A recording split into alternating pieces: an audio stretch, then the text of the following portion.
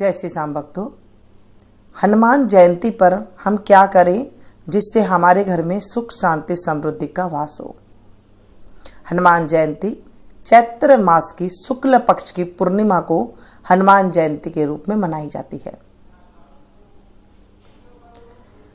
हनुमान जी की पूजा करने से हमारे घर से रोग दूर होते हैं, कलह जो ग्रह कलेश होते हैं वो दूर होते हैं।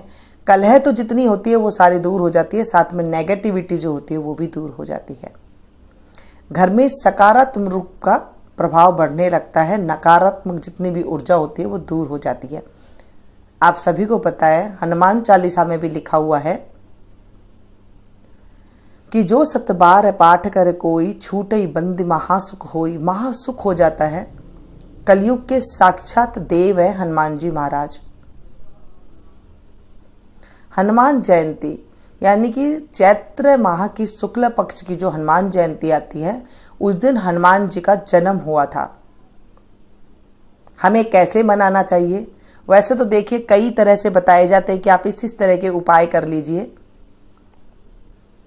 लेकिन हम जो घरों में करते हैं, जो हमारे घरों में नियम पूर्वक किया जाता है, अगर आप उस तरीके से करेंगे, साधारण तरीके से करेंगे, तो आप देखेंगे साल भर जो है हमारे घर में सुख शांति का वास होता रहेगा, कोई दिक्कत नहीं आती है।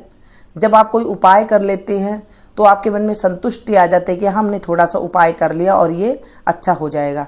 ऐसे नहीं होता है। किसी भी चीज़ को हमें बड़े मन के साथ, बड़े सकारात्मक ऊर्जा के साथ घर बैठे ही अगर कर लेते हैं तो भी हमें पूर्ण रूप से फल की प्राप्ति मिलती है। हमें कैसे पूजा करनी है? देखिए, वैसे तो हनुमान जयंती के दिन हनुमान जी को चूरमे का प्रसाद लगाया जाता है। घर में रोटी बनाई जाती है, अच्छे से उसे दोनों तरफ से सेक करके, या फिर आप पूरी का चूरमा बना सकते हैं, या फिर आप रोट का चूरमा बना सकते हैं। रोट जैसे गेहूं का आटे के अंदर आप मोहन डालें, जैसे घी का मोहन डालते हैं, देसी घी का, और उसे अच्छे से मिक्स करने के बाद उसका एक रोट बनाया जाता है। फिर उसे अच्छे से धीमी आंच पर उसमें थोड़े थोड़े से छेद कर दे जाते हैं रोटी पर, ताकि वो अच्छे से सिक जाए और फूले नहीं। थोड़ी मोटी रोटी बनाई जाती है और पूरी जैसा आटा कड़ा गूंद करके उसका बनाया जाता है। रोटी बनाई जाती है, उसे सेक करके और दोनों तरफ से सेक करके फिर उसे ठंडा करके उसे पीस करके उसमें गुड़, शक्कर या फिर चीनी बूरा मिला करके उसका जो है चूरमा तैयार किया जाता है। उस चूरमे का भोग भगवान जी को लगाया जाता है। अगर आपके घर में भगवान जी, हनुमान जी की फोटो है, मूर्ति है, तो आप वहाँ पर प्रसाद लगा सकते हैं। नहीं तो आप मंदिर में जाकर के भी ये प्रसाद चढ़ा सकते हैं। हनुमान जी महाराज को वैसे तो अगर आप चूरमा नहीं बना सकते हैं किसी कारणवश, तो आप हलवा बना सकते हैं। हलवा भी भगवान जी को बहुत प्रिय है। आप यहाँ पर गुड़ चने का प्रसाद लगा सकते हैं। थोड़ी सी मात्रा में गुड़ चना आप ले लें। 5 रुपये का प्रसाद भी ले सकते हैं, 11 का भी ले सकते हैं। आपकी सामर्थ्य के अनुसार आप 21 रुपये का ले सकते हैं। ऐसे गुड़ चने का प्रसाद आप थोड़ा सा गुड़ और चना ले करके प्रसाद लगा सकते हैं। भगवान जी को अति प्रिय होता है भगवान को गुड़ चना। बूंदी का प्रसाद भगवान को अति प्रिय होता है। बेसन की बर्फी भगवान जी को अति प्रिय होती है। हनुमान जी महाराज को ये सारे प्रसाद प्रिय होते हैं। अब मैंने बताया कि आपको हनुमान जी को ये प्रसाद चढ़ाते हैं तो हमारे घर में मंगल ही मंगल होता है जब हनुमान जी की आराधना करते हैं। अब अगर आप पूजा करने बैठ रहे हैं तो टाइम कौन सा होना चाहिए और कैसे पाठ करना चाहिए? पहले तो मैं आपको पाठ बता दूं। हनुमान चालीसा सबसे बड़ी जो है दुनिया की ताकतवर वो स्रोत है हमारे पास, जो सबसे पहले बनी थी। तो आप हनुमान चालीसा का पाठ कर सकती हैं। 108 कर सकते हैं, 51 कर सकते हैं, 21 कर सकते हैं, 11 कर सकते हैं, 7 कर सकते हैं, 5 कर सकते हैं। ऐसे इतनी मात्रा में आपको जितनी देर बैठ करके करना है इतनी आप कर सकते हैं, जितनी आपकी सुविधा हो बैठने की, इतने पाठ आप कर सकते हैं। पाठ करते टाइम पे आपको ये बात का ध्यान रखना है, घी की जोत जलनी चाहिए जब तक आप पाठ कर रहे हैं। ऐसे नहीं कि जोत आपके लिए थोड़ी देर जलाई और फिर बाद में जो है जोत हो गई, ऐसे नहीं होता है। जब तक आप पाठ करें तब तक जोत जल्दी होनी चाहिए। उसके बाद फिर आपको प्रसाद लगाना है। तो प्रसाद किस चीज़ में लगाएं? अगर आप थेपड़ी जो गोबर से थेपड़ी होती है ना, कहीं पर कंडे कहा जाता है, कहीं पर आपके यहाँ क्या कहते हैं देख लीजिएगा। उस थेपड़ी को पहले आप गैस के चूल्हे के ऊपर रख कर के जला लें। जब उसमें से धुआं ख़त्म हो जाए, वो अच्छे से आग पक जाए, तब उसे किसी बर्तन में रख के, किसी मिट्टी के बर्तन में या फिर जो हवन करने वाला बर्तन होता है उसमें रख के आप उसे रखें। रखने के बाद उसमें थोड़ा सा आप घी डालें और घी डालने के बाद आप जो है उसमें प्रसाद लगा दें। ऐसे करते हैं कई लोग। इसमें जो है जब इसमें प्रसाद लगाते हैं तो कपूर भी डाल देते हैं, कई लोग इसमें लौंग भी डाल देते हैं भगवान हनुमान जी के नाम का लेकर के। कैसे डालते हैं? सीताराम सीताराम सीताराम सीताराम सीताराम सीताराम ऐसे कह के आहुति डाल देते हैं कई लोग इसके अंदर। तो आप भी इसके अंदर डाल सकते हैं सीताराम सीताराम सीताराम सीताराम कह के, क्योंकि हनुमान जी को सीताराम जी बहुत पसंद होते हैं। तो उस तरह करके आप उसमें भोग लगा सकते हैं। और फिर आप भगवान जी से प्रार्थना करें, हनुमान जी से, हे हनुमान जी महाराज, मुझे पूजा विधि नहीं आती है और इस पूजा में अगर कोई गलती हो गई हो तो हमें माफ़ करना। इस तरह से क्षमा यातना जरूर करते हैं। जब आप हवन कर लें तो उसके बाद आरती करना बहुत ज़रूरी है। हनुमान चालीसा पढ़ी, फिर आपने हवन किया, फिर आपको हनुमान जी की आरती करी आपने, और उसका क्षमा याचना जरूर करें। कई लोग इसमें हनुमान जी के नाम का ब्राह्मण के बेटे को भी जो है जिमाते हैं, यानी कि पूजा करते हैं उनकी, हनुमान जी स्वरूप मान करके। जो छोटे छोटे बालक रूप में होते हैं ना, उन्हें हनुमान जी का रूप मानते हैं और वो हनुमान जी का रूप करके उन्हें जैसे 2.25 मीटर कपड़ा देते हैं। उन्हें आप 2 लड्डू दे सकते हैं, क्योंकि हनुमान जी को लड्डू अति प्रिय हैं। तुलसा जी रख के, ध्यान रखिएगा, तुलसा जी का पत्ता आप अवश्य रखें उसके ऊपर। और साथ में जो है आप उसको केला अवश्य दे। जैसे 1.25 किलो केला भगवान जी को आप प्रसाद के रूप में चढ़ा सकते हैं, और वो चढ़ाया हुआ फिर आप उस ब्राह्मण के बेटे को आप दे सकते हैं। और तिलक उनको लगाएं, जैसे आप हनुमान जी को लगाते हैं ना, वैसे आप तिलक लगाएं। तो आप देखेंगे बहुत चमत्कारी रूप से जो है हमारे ऊपर हनुमान जी की कृपा बनने लगते जब हम ये सारे कार्य करते हैं। कोई भी आप एक कार्य कर ले, ऐसे नहीं कि जो कार्य बताए गए हम किसी का देखते हैं तो करें, जो कार्य आपको अच्छा लगे तो आप वैसे ही कर लें। क्योंकि जो भगवान जी होते हैं ना, वो हमारी भावनाओं के भूखे होते हैं।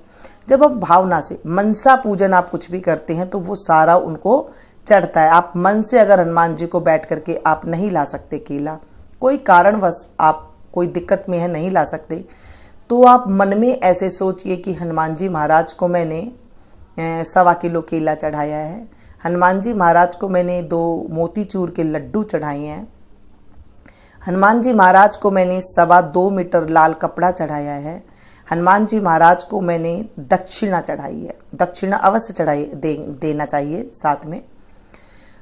तो इस तरह से जब आप मनसा पूजन भी कर लेते हैं तो भी जो है हमें बल मिलता है और हमारे घर में सुख शांति आती है। अगर कोई नेगेटिविटी भी होती है तो भी वो दूर हो जाती है हनुमान जी की पूजा पाठ करने से। कलयुग के साक्षात देवता ये बताते हैं, जागृत देवता ये माने गए हैं, तो इनकी आप पूजा अवश्य करें। हनुमान जयंती के दिन प्याज लहसुन का सेवन ना करें, ब्रह्मचर्य का पालन करें और नॉनवेज वगैरह ना खाएं। जो दारू शराब वगैरह पीते हैं वो आप लोग ना करें। बहुत ही सात्विक तरीक़ा से हनुमान जी की पूजा करनी चाहिए। अब बात आती है पूजा का टाइम कब होना चाहिए। देखिए, पूजा का टाइम होता है भगवान जी का दोपहर का टाइम, जैसे 2 से लेके आप 4 से 5 बजे के बीच में ये पाठ कर सकते हैं। और नहीं तो आप रात के टाइम भी कर सकते हैं, जैसे रात को भी भगवान जी की पूजा करने से अच्छा फल की प्राप्ति होती है। क्योंकि जब हम कोई भी पूजा पाठ करते हैं ना, तो हमें शुभ मुहूर्त का पता होना चाहिए, शुभ टाइम का पता होना चाहिए। यही कमी रह जाती है कि हमें टाइम का पता नहीं होता है, मुहूर्त का पता नहीं होता है, और हम लोग यहाँ गलती कर जाते हैं। कौन से देवता की किस टाइम पे पूजा करनी चाहिए ये हमें जानकारी अवश्य होनी चाहिए। जब आप हनुमान जयंती के दिन इस तरह से करते हैं, और हाँ, जो आप छोटे बालक को, ब्राह्मण के छोटे बालक को आप लेकर के आए तो उन्हें आप अच्छा सा भोजन खिलाएं, अच्छे से उसे जो है हनुमान जी समझ करके उन्हें आप प्रसाद खिलाएं जो भी आप बना रहे हैं, और फिर उनके जो है आशीर्वाद ले। इस तरह से किया जाता है। अब बात आती है कि कई जो है नहीं ब्राह्मण मिलते, या फिर कई वहम करते हैं कि हम नहीं भेजते, तो फिर हम क्या करें। तो आप क्या करेंगे, गौशाला में चले जाएं, गौएं के जो बछड़े होते हैं, छोटे बच्चे होते हैं, उनको आप तिलक करके ये सामान दे सकते हैं। क्योंकि देखिए गऊ में भी ना 33 कोटि देव देवता होते हैं, तो वहाँ पर जो है ये स्वीकार हो जाता है। आप इस तरह से कर सकते हैं। अगर ये आप कोई भी काम नहीं कर सकते हैं तो क्या करें, तब आप जितनी ये चीज़ें हैं वो आप पैसे ले लें, उतना पैसा ले करके आप किसी भूखों को भोजन करा सकते हैं, या फिर आप गौशाला में गऊओं को कोई हरा चारा खिला सकते हैं उन्हीं पैसों से। तभी भी जो है हमें फल की प्राप्ति हो जाती है। देखिए हमें खूब सारा जो है नियम अलग अलग होते हैं, खूब सारी हमें विधि पता होती है, लेकिन हम गलती कहाँ करते हैं कि उस दिन हमें सिर्फ जो देखते हैं वो करना शुरू कर देते हैं, या फिर ऐसे सोचते हैं कि नहीं हम ऐसे कुछ फल नहीं मिलता। नहीं, इसे करने से बहुत ज़्यादा फल मिलता है। एक तो पूर्णिमा तिथि होती है, दूसरी हनुमान जी का उस दिन जन्म होता है। अंजनी माँ के लाला जो होते हैं उस दिन जन्म लिए होते हैं, तो वो सबकी मनोकामना पूरी करते हैं। क्योंकि लाला एकदम छोटा बाल स्वरूप में जब होता है, उनका जब हम जन्मोत्सव मनाते हैं ना, तो बहुत अच्छे से आशीर्वाद हमें देते हैं। ऐसा हमारे शास्त्रों में लिखा हुआ है। और आप जैसे पूजा पाठ करते हैं वैसे आप कर सकते हैं। आप लोग कैसे करते हैं ये भी ज़रूर बताइएगा। मैंने आपको सारी विधि बता दी है कि आपको जैसे भी हो आप कर सकते हैं। आपने कुछ भी नहीं बनाया, हवन में आप पंच मेवा से भी आप जो है वहाँ प्रसाद लगा सकते हैं भगवान हनुमान जी का। आपको जो आपके पास है आप वो आराम से इन सामग्रियों में से जो भी आपके पास चीज़ है उसका आप प्रसाद लगाएं और हनुमान जी की आप कृपा प्राप्त करें। हमारे ऊपर हनुमान जी की असीम कृपा बरसे और जो नेगेटिविटी है वो दूर हो जाए, सकारात्मक ऊर्जा हमारे घर में वास करे और हमारे जीवन में सुख शांति समृद्धि ऐश्वर्य का वास हो। ऐसे हम हनुमान जी से निवेदन करेंगे, प्रार्थना करेंगे। हे हनुमान जी महाराज, हमने जो भी पूजा पाठ करी है, अगर उसमें कोई भी भूल चूक हो गई है हमसे या हमारे परिवार से कुछ भी भूल चूक हो गई है, तो वो हमें माफ़ करना और हमारे जीवन को अच्छे से निर्वाह करना।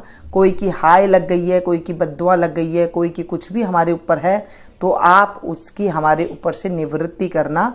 ऐसे हमें भगवान जी से प्रार्थना करनी चाहिए। क्योंकि जब हम कोई भी प्रार्थना अगर हम सुना के करते हैं ना, तो वो क्या होता है, भगवान सुनते हैं, हमारी मन की भाषा सुनते हैं। अगर आप मंदिर में जा रहे हैं तो भी आप देसी घी का एक दीपक ले जाएं, वहाँ पर दीपक जला लें और फिर जो है वहाँ पर भी आप हनुमान चालीसा का पाठ कर सकते हैं। और जैसे आपको सुविधा लगे ना वैसे कर लें। वैसे क्या होता है, हनुमान जयंती वाले दिन मंदिरों में काफ़ी भीड़ होती है, तो आप वो समय देख लें किस टाइम पे जा कर के आप बैठ करके अच्छी तरह वहाँ पर पाठ कर सकते हैं। वो टाइम भी आप देख लीजिएगा, चाहे रात का टाइम है चाहे दोपहर का टाइम है। टाइम यही चूज कीजिएगा ताकि आपको भी जो है अच्छे फल की प्राप्ति हो। वीडियो पसंद आ रही है तो लाइक ज़रूर कीजिएगा और इसे ज़्यादा से ज़्यादा अपनों के साथ शेयर कीजिएगा। क्योंकि जब हम भगवान जी की कोई भी बातें अपनों के साथ आगे तक शेयर करते हैं तो हम भगवान जी के नाम की आगे चर्चा करते हैं, तो इससे हमारे जीवन में भी जो है और भी ज़्यादा जो है रास्ते खुल जाते हैं। जीवन आसान हो जाता है जब भगवान की नाम के गुणगान करते हैं और आगे उन्हें शेयर करते हैं। फिर वो भी किसी और को आगे शेयर करता है तो उनके जो पुण्य फल प्राप्त होते हैं वो हमें घर बैठे ही प्राप्ति हो जाती है। ये थी छोटी सी जानकारी। मिलती हूँ फिर से एक नई वीडियो में नई जानकारी के साथ।